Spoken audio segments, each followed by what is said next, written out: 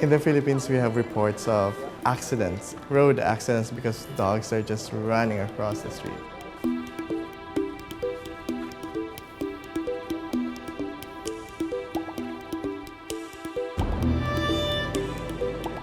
It's a big problem. The rabies is a big problem here in Bohol.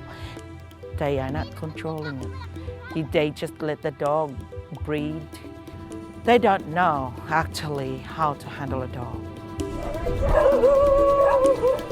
Philippines always is in the news with a high number of rabies deaths in humans.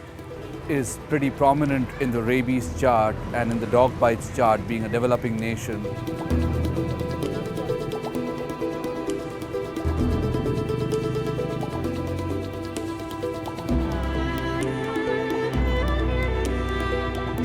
About 3 years ago, these dogs would have been taken, probably never to be returned back. Half of them would have died on their transportation from the catching site to the pound.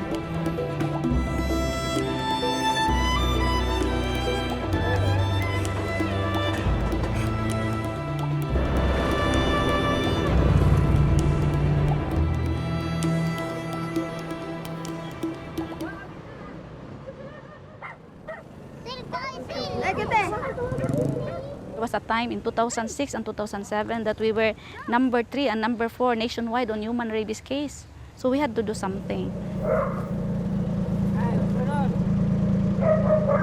This is for surgeon. What we did was, every dog that we caught was surrogately owned. You know, it was roaming the street, but at the same time, it went back to a certain house to eat food and drink water. Now what's happening is people are not vaccinating their dogs. And when we catch these dogs, not only we spay and neuter them, we also vaccinate them against rabies, because rabies is a big concern for Philippines. That's the basic aim of the entire project, to reduce the population and also eradicate rabies within these typical neighborhoods. We offered to run an exclusive training center where we would be taking 3 sessions every year. A program like spay and neuter is an expensive program, not only manpower-wise but also financially. And we all have to understand that in developing nations, the only agency which can sustain such a program is the government.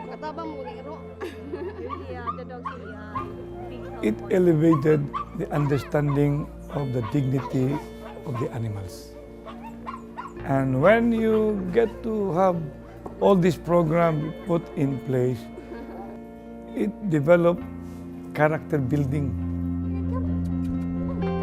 This time, we are happy and we're proud that we make a difference.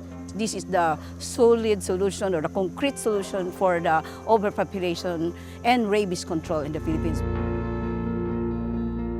We're looking into having a country that has spay and neuter as an integral part of their dog management instead of impounding and culling. And maybe completely close down the pounds and have birth control instead. She owned two puppies.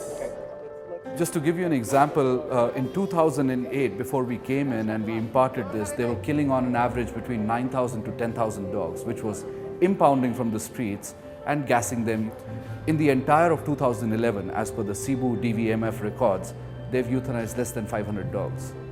And they've reached this target. Being a government agency, that's the most critical point for me.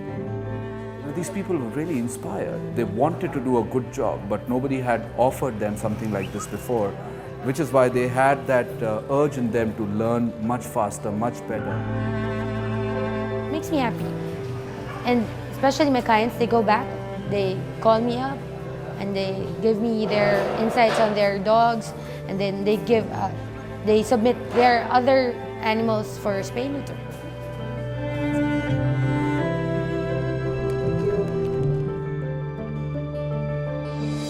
A country can demonstrate love to animals.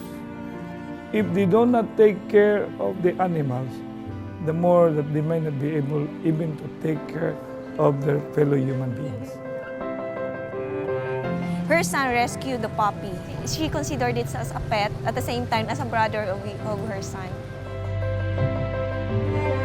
This is a government department being managed by government employees across the Philippines, and if we have managed to sensitize them to a level that they feel that it is an important part of their jobs to be compassionate to animals, I think we've brought about a big change in the life of animals, and the future definitely looks a lot brighter for the dogs of Philippines.